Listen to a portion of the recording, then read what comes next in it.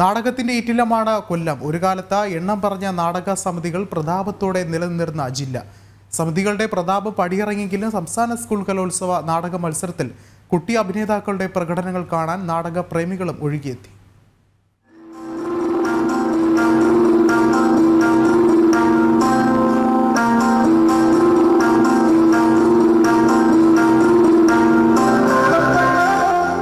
നാടകാചാര്യന്മാരുടെ മണ്ണിൽ പുതുതലമുറയുടെ രംഗാവിഷ്കാരം.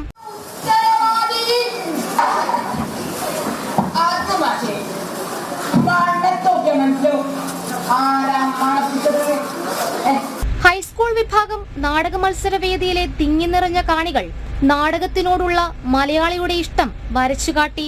നാടകാചാര്യൻ ഒ മാധവന്റെ സ്മരണാർത്ഥമുള്ള വേദിയിൽ മകൻ മുകേഷിന്റെ സാന്നിധ്യം ഒരു കാലഘട്ടത്തിന്റെ അഭിനയ മുഹൂർത്തങ്ങൾ ഓർമ്മിപ്പിച്ചു.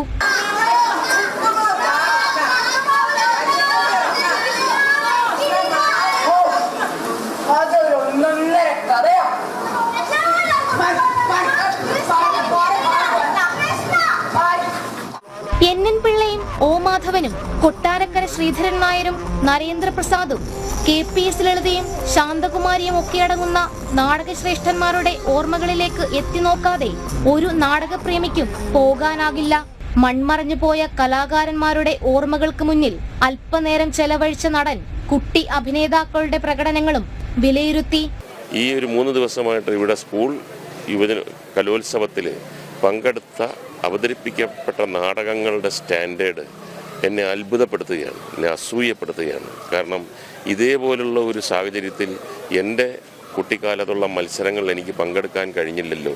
ഇത്രയും പെർഫെക്ഷനിൽ അവിടെ ഡയലോഗും അഭിനയവുമൊക്കെ നമുക്ക് കാണിക്കാമെങ്കിലും അതിനകത്തുള്ള ബ്രില്യൻസ്, സംവിധാനത്തിലുള്ള പ്രോപ്പർട്ടീസിലുള്ള, മേക്കപ്പിലുള്ള, സംഗീതത്തിലുള്ള, ബാക്ക്ഗ്രൗണ്ട് മ്യൂസിക്കിലുള്ള, അങ്ങനെ ഇവർ ഒരു ഫ്ലോ പോലും വരുത്താതെ അതിഗംഭീരമായിട്ട് എല്ലാ നാടകങ്ങളും, ഏതെങ്കിലും ഒരു നാടകം 2 നാടകമല്ല, അവതരിപ്പിക്കുന്ന എല്ലാ നാടകത്തിനും പലതരത്തിലുള്ള മികവുകൾ ആ കുട്ടികൾക്ക് കാണിക്കാൻ പറ്റി എന്നുള്ളത് നാടക ലോകത്ത് ഇനി ഉള്ള വളരെ ശുഭപ്രതീക്ഷയാണ് നമുക്ക് നൽകുന്നത്.